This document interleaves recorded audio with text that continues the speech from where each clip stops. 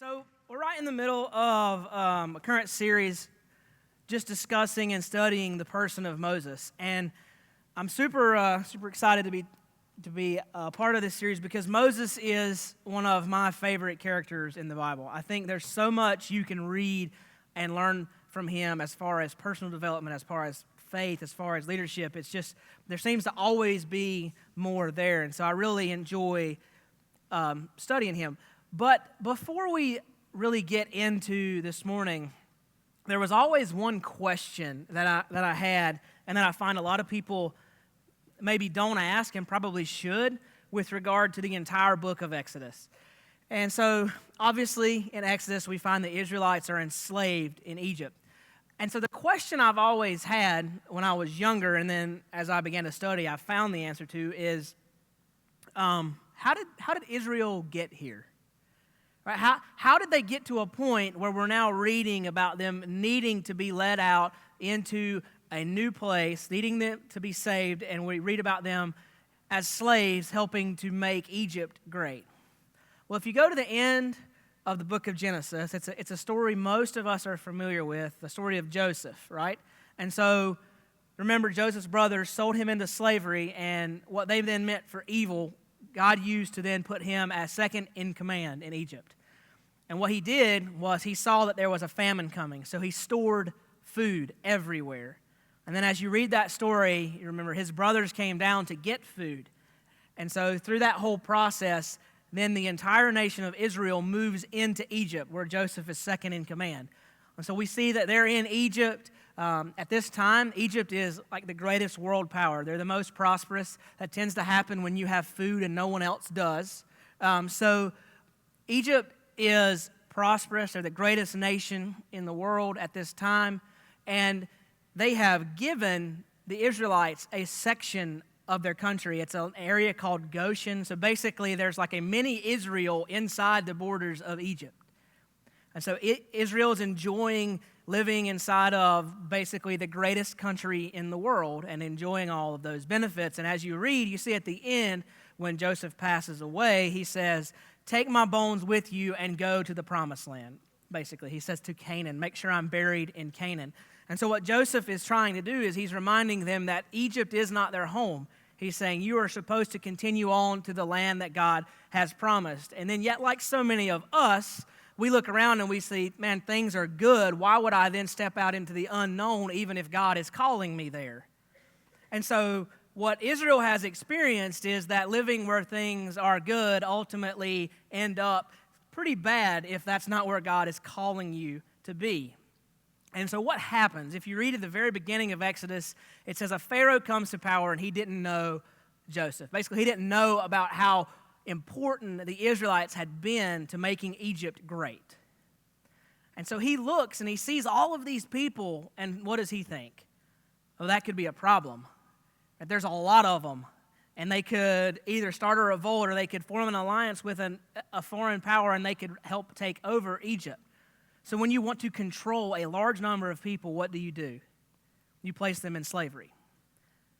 And so I began to think, well, how long does it take for Pharaoh to come to power that doesn't know the story of Israel, that doesn't know how they got there, that doesn't know what they did? Because I think that's important. What kind of time frame are we looking at?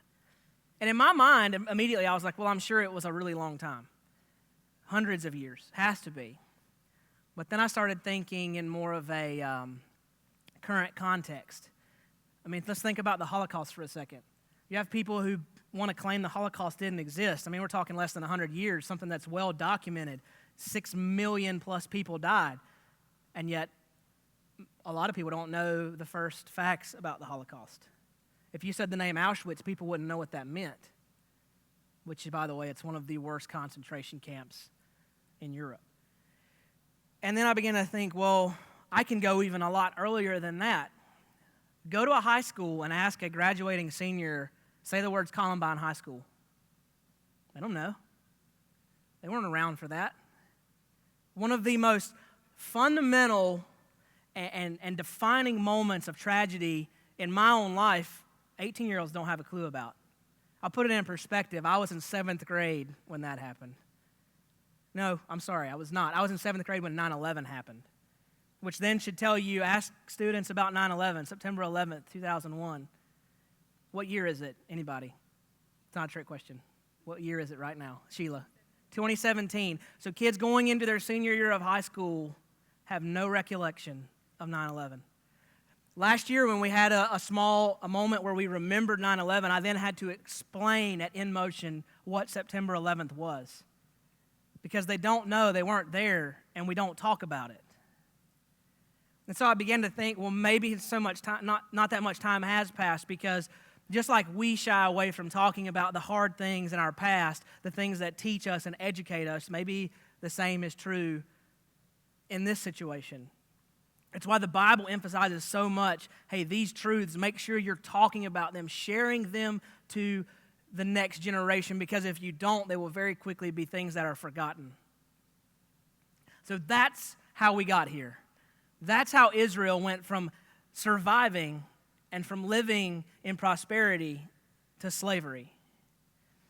And what really stuck out to me is Israel messed up when they began to rely on the method of God's salvation rather than the God of salvation. Right? They became content relying on Egypt, forgetting the fact that God used Egypt to save them in the first place. And what I sort of glean from that is, and from things I see around us, is that as we are content to rely on the man that God uses for our salvation, we will end up with nothing but slavery. And so I think that there's a lesson there, because the people of Egypt and the Israelite people, they had to learn some pretty hard lessons in this entire passage that we're going to be talking about. Now, we're going to talk about this morning the 10 plagues in 25 minutes. So, you do that math, 2.5 minutes per plague, we would be moving quickly. But I don't want to talk about each plague individually, per se. What I see more importantly in the book of Exodus, it's obviously a story about a journey. But in these passages, I see 4 journeys I want to talk about with regard to Moses, with regard to Pharaoh, and just several different things. So that's how we're going to talk. We're not going to work through the passage consecutively or anything like that, but we are going to be in Exodus. We're going to be starting in chapter 5, and we'll be going all the way to chapter 12. So I'll be pulling things out there. So if you just want to pick a spot in there, you may be better off in 11 and 12 right there, because I'm going to actually pull some very specific spots out of that. And so where I want to start this morning, the first journey is a result of observing our culture, our American Christianity, and beginning to see that I think we are a little bit like the Israelites in Egypt, that we are quickly placing ourselves in a similar situation where we may also need a Moses. So that's the first person I want to talk about this morning, is Moses. And his journey is a journey from prince to prophet. Now, let's not forget that Moses grew up in Pharaoh's household. If you've seen The Prince of Egypt, they were like brothers, right? I mean, I feel like everybody has seen that movie. And so we begin to see in this passage a Moses who is vastly different from the Moses we get at the start of Exodus. We see a big change as he grows in his capacity as a leader, as he grows in his ability to trust God in his faith. Pastor Eric mentioned last week that God has everybody on sort of a development plan, right? And he said there's 2 extremes that he observed, the 40-year plan and the 3-day plan. For most of us, it feels like we're on the 40-year plan. But even in the midst of, or at the conclusion of what we would consider Moses' development, we see that he is put in place as a leader. And so sometimes even stepping into leadership is a part of that development. It's a part of that growth. And if you think about it, when Moses started out, he wasn't a very confident guy, right? He was standing at the burning bush making excuses why God chose the wrong person. And that's a far cry from the Moses we see at the end of this passage, who's standing in front of the most powerful man in the world with the power to put him to death and claiming a truth that guy does not agree with. 2 very different people there. over a pretty short time span, because by all estimations, each plague lasted roughly 7 days with a 3-week gap in between. So if you do that math, you're talking 10 months. There's a few plagues that are shortened that your Bible then will tell you they lasted shorter. But it's been an interesting process. And so Dylan's going to throw up a chart here for us. So I don't know if you can read this. Can anybody in the front row read that? Okay, can you guys tell me where it says agent over here? Can you tell me what the first three say? Aaron. Right, so when we see Moses at the beginning, he can't even speak to Pharaoh on behalf of God. His older brother has to do it. His older brother has to speak for him. He's the one who says what's going to happen. And yet by the end, up to a conversation right before the 10th plague, we see that Moses is standing in front of Pharaoh, and he's telling him, "You're wrong. This is what's going to happen as a result of your stubbornness." I don't know about you guys, but that seems to be a drastic growth there. There seems to be a lot of change. And what stands out to me is that I feel like Moses has finally bought into God's plan and call on his life. By the time you get to this, you've seen God do a lot. And so as you begin to buy in and you begin to believe what God is saying about you and what God has called you to do, what it makes me realize is that person can accomplish far more than they ever imagined, regardless of their fears and their own lack of ability. Right? What does Moses tell God at the beginning? He says, "I can't even speak eloquently." And yet by this end of this process, he's standing in front of Pharaoh telling him exactly what God has for him to say. It's a big difference there. It's a big change. And then another thing I notice about Moses as he's developing, he's growing, for some reason, and I think, again, it goes back to just our general knowledge of the plagues, we assume that Moses knows there's going to be 10 plagues. And nobody's ever thought, well, Moses didn't have a clue how many plagues there were going to be. But if you read in Exodus 11:1, it's right before we experience Passover and the 10th plague, the death of the firstborn. It says, "The Lord said to Moses, 'Yet one more plague I will bring upon Pharaoh and upon Egypt. Afterward he will let you go from here. And when he lets you go, he will drive you away completely.'" It wasn't until right that moment that Moses knew the end. He knew that it was approaching. Right? All he knew at that point was he was supposed to go, he was supposed to speak, and ultimately they were going to leave. Now, I don't know about you guys. I'm a detail person. Like the way my brain works, I like knowing A and I like knowing B, but I want to know how we're going to get there. And Moses didn't know any of that. And I think so often we get so wrapped up in the uncertainty of the details, we refuse to walk towards the goal that God has for us. I mean, can you imagine 10 months of not knowing when this was going to end or how it was going to end outside of you were going to leave, and then one day God says, "All right, now it's going to end." Don't miss the fact that his family, the Egyptians that he grew up with, they hated him. Right? They just mocked him, if you read. And then after his first conversation with Pharaoh in Exodus 5, and he says, God says, "You're going to let my people go." Pharaoh says, "I'll tell you what I'm going to do.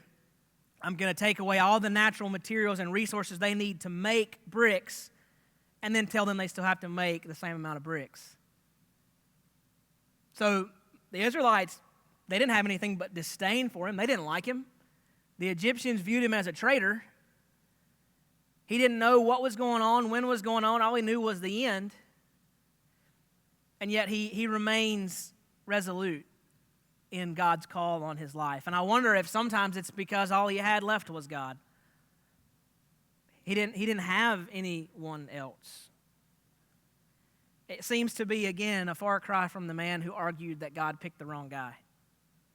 And yet as we see him grow and we see him endure this ridicule and scorn, it's a lesson to me that when God calls us to do things, we will often face adversity, and sometimes the people that are closest to us will be the source of our greatest challenges. I mean, think about it. The people he grew up with and the people he came to then lead to salvation, none of them like him.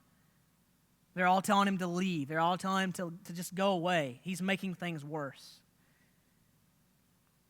But as we draw near to the end, and it's just 2 verses down, Exodus 11:3, we see a giant change in perception of Moses. It tells us, and the Lord gave the people favor in the sight of the Egyptians. Moreover, the man Moses was very great in the land of Egypt, in the sight of Pharaoh's servants, and in the sight of the people. Let's not forget, when Moses left Egypt, he was a murderer. He killed someone. He fled as a fugitive. I don't know very many cultures where you return as a wanted murderer and you begin to be viewed as great or as an honorable person. And yet that's exactly what it says here. And what it really reinforces is that as a man or woman of God, making an effort to live in light of his calling, you will be obvious because of the things that you stand for. Even in a culture that stands opposed to your God, it stands opposed to his message and ultimately stands opposed to his people. I heard a pastor put it this way one time: as Christians, we reflect holiness, even if it's an imperfect, broken holiness. And he said, the thing about holiness is it offends sin. He said, that's why you can be around people and they get offended just by your very existence. It's not anything necessarily that you are, it's the reflection of God coming out in you, even when imperfect and broken. And so what we see is this development of Moses, a call on our own life to then live in God's plan for each of our own lives, regardless of circumstances, regardless of anything else around us. That God is still calling us even where we may be, even if we feel like we have reached a point in development to continue to grow, to continue to lead in places he is leading us. And what that brings me to is a second journey that I see, and unfortunately we're going to see a big reversal of fortunes, because it was a long process to get the Egyptians, to get the Israelites, and ultimately Pharaoh to recognize Moses for who he was, but ultimately to recognize God for who he was. And that's our second journey, and that's the journey from prosperity to plagues. And we already mentioned how powerful Egypt was, how wealthy they were at this time. And so what we're going to see across these plagues is a transition from the greatest nation in the world at the time to a decimated nation that is practically nothing in 10 months. Now, we're not going to talk about all the plagues because, again, there's a bunch of them. We could talk all kinds of details, but we're going to throw a chart up here. Here's the list of the 10 plagues if you're unfamiliar with them, as well as a synopsis and where you can find them in Exodus. But I'll just highlight each of these plagues was a direct attack on something, on an aspect of life that an Egyptian god was supposed to be in control of. So God is essentially saying through these plagues, and it's ultimately the entire message of the plagues, I am God and you are not. I am in control and you are not. Doesn't matter what you fabricate, it doesn't matter what you imagine, ultimately they are not in charge and I am. And so, just as for instance, the blood for the Nile River. When the Nile River changes to blood, I don't know how many of you know geographically about Egypt, but basically the Nile, everything is right around the Nile River because it's all the water that they have. It's considered the life stream of Egypt. So in a moment, the Nile River turns from the life of Egypt to the death of Egypt. It says fish floated to the top. All the fish died. And we think it happened in a short period of time, but it tells you that it stayed as blood for 7 days. That's a long time to go without water. And it was supposed to be controlled by one of the most powerful Egyptian gods in all of their religion. So as you read through those, which I hope you will read through those, what you're going to find is several different challenges. The first of those things is that the magicians, Pharaoh's magicians, they were able to duplicate the first and second plague.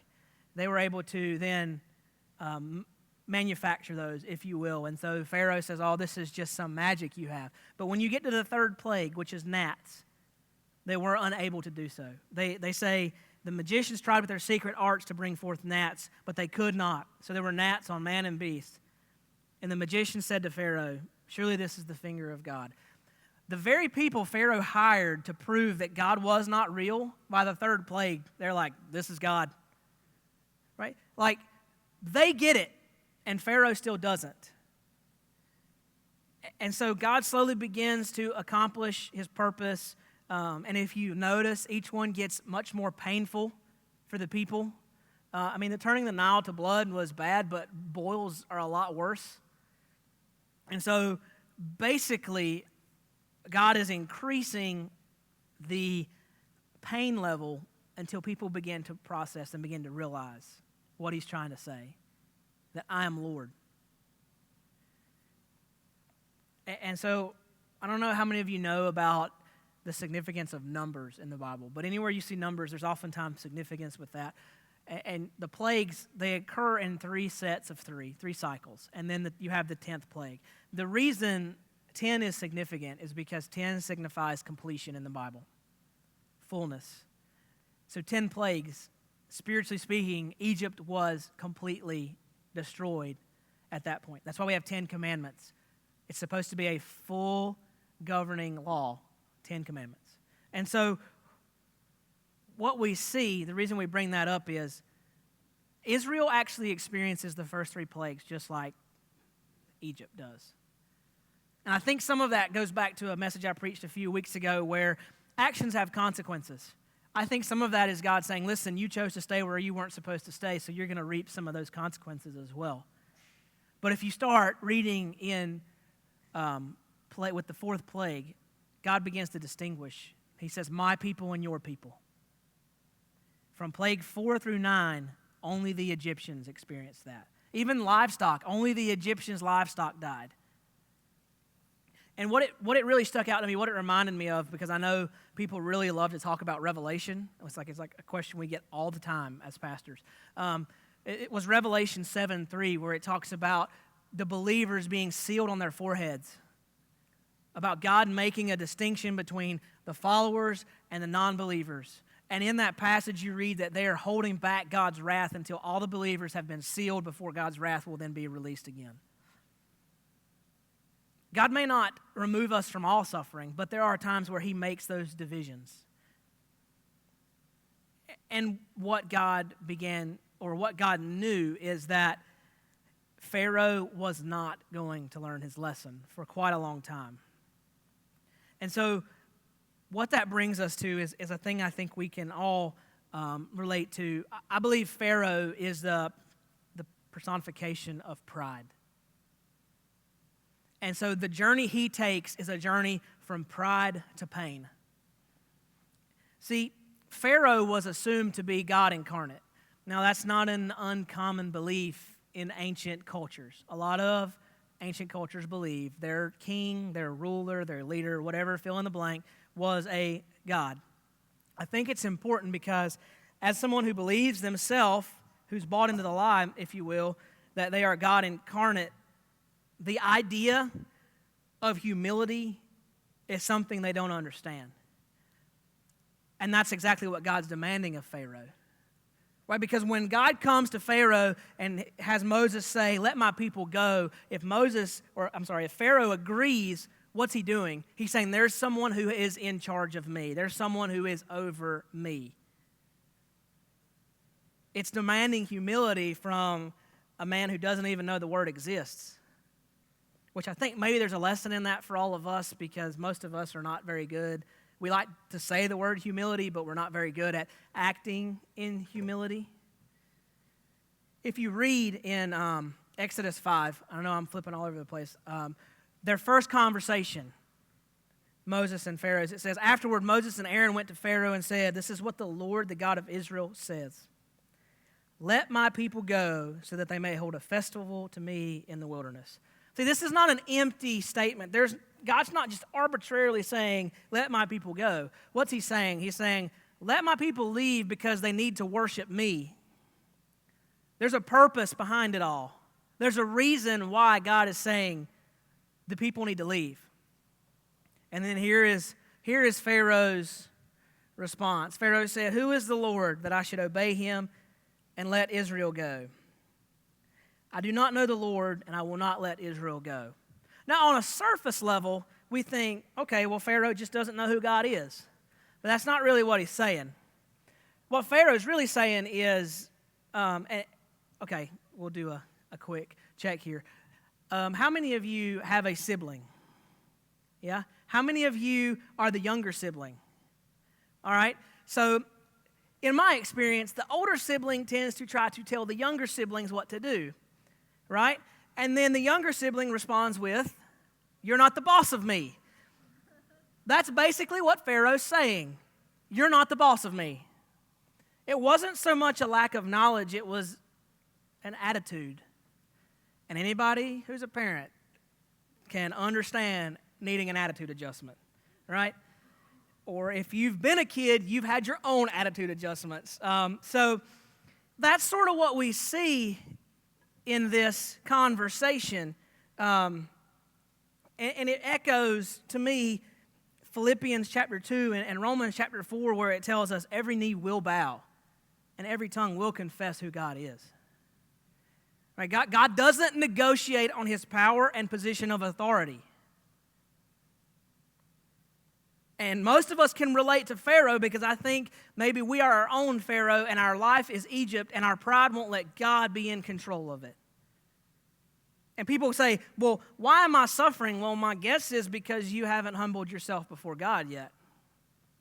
Right? If you just want me to be frank and honest with you, God wants you to humble yourself before him. Why? To lead you out of your own slavery and death into freedom and worship of him. And yet somehow we don't want that for our lives because we know better. Kind of puts a really stark edge on that when you begin to view it in that light. Because as we read, there are moments where Pharaoh begins to say, you know what? Moses, just make this stop. I'll do it. Just make this stop. And every time Moses goes out and makes it stop, Pharaoh changes his mind. It brought to my mind a phrase my mom used to say. You guys may have heard this as well. When I'd get in trouble and I would apologize, she would say, you're not sorry, you're just sorry you got caught. I feel like that's what Pharaoh, I'm not really sorry, I'm just really regretting everything that's happening right now. I'm regretting the result of my decision. And so ultimately there are times where Pharaoh says, okay, you can go. But he puts qualifications on each one. One time he says, just don't go very far. So he's trying to control the location where the people go. One time he says, okay, you can go, but these people have to stay. So he's trying to control the people that go. And then one time he says, you can go, but your livestock have to stay, your livelihood, which was twice as important because Jewish worship also included sacrifice. They needed their livestock. And what he was doing was trying to placate God while still placing himself in authority. Again, God does not negotiate. And the other thing that this may teach us is that when it comes to worship, God does not define, or man does not define where, how, or who. Only God defines those things. God defines worship, and God defines what is acceptable to him.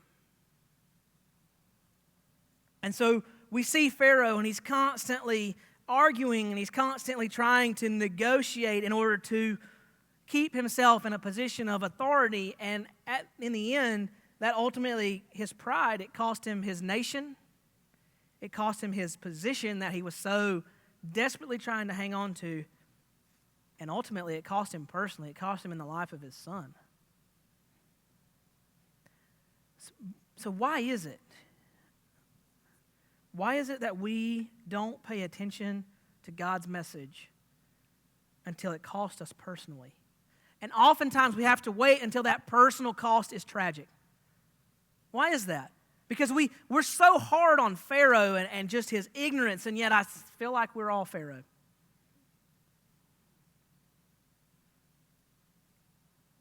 And I think ultimately that leads us to our final journey for this morning, and that's the journey from punishment to Passover. See, if you aren't familiar with the plagues of Egypt, the 10th plague was that every firstborn son would die. Now, I just want to illustrate this for you real quick. I'm going to ask for a little crowd participation, so please oblige, if you will. I need one person in each family just to stand up right where you are. 1, 2, 3, go. If you're the only person here, that means you then have to stand up. My wife is cheating because I'm standing on stage. So look around. Imagine this on a nationwide scale. This is what you wake up to. Okay, you can sit down. If you're unfortunate enough to be, for instance, I'm the oldest son in my family. If I had a son, then you wake up to 2 gone.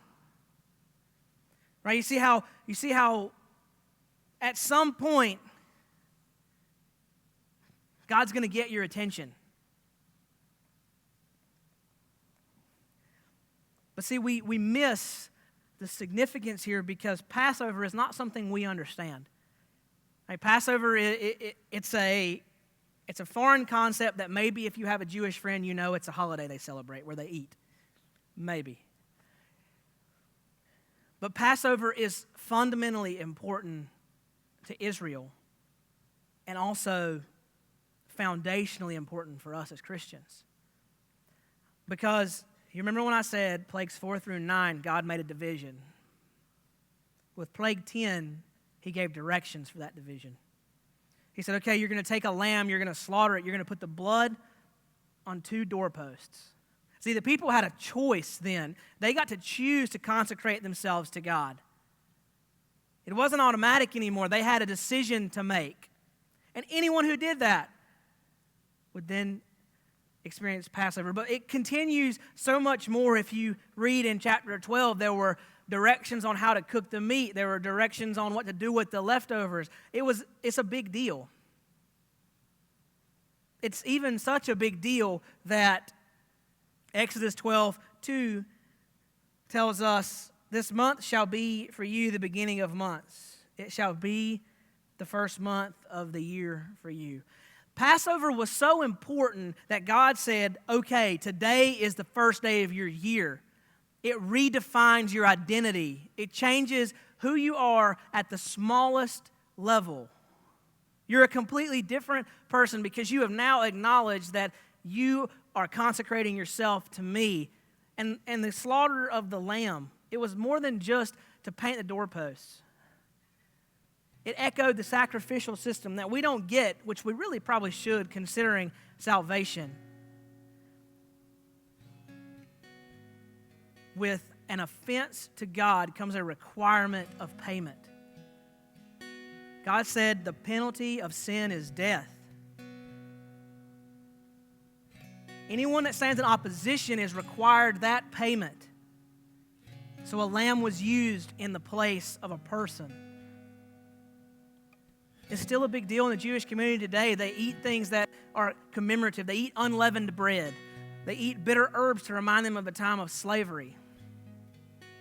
And maybe you've never made this connection, but the Last Supper, Jesus and his disciples were eating a Passover meal. It wasn't just some arbitrary lunch or dinner. They were remembering God's deliverance of Israel from slavery. And so Jesus took those same items and he said, they're going to mean something different now. He said, this is my body and this is my blood. See, what Jesus did was he took the most important event ever in history for Israel and he redefined it and said, at this point, from this point on, anyone who accepts this salvation, who goes from the slavery of death to the freedom of life in me, he said, at that point, you are different. You are completely changed. Fundamentally, down even to the smallest things, you are not the same person. You have relinquished the authority in your life to God, and your main purpose is to worship Him. That's why it's so important to understand Passover, because if we understand Passover, we can understand salvation. We are all born sinners. The penalty for that is death. There must be a life paid. Jesus Christ was that life. Just like the Israelites had the opportunity so many years ago, we also have the opportunity to choose to consecrate ourselves to the Lord through that sacrifice. We can choose to paint our doorpost, or we can choose to allow death to be the deciding factor.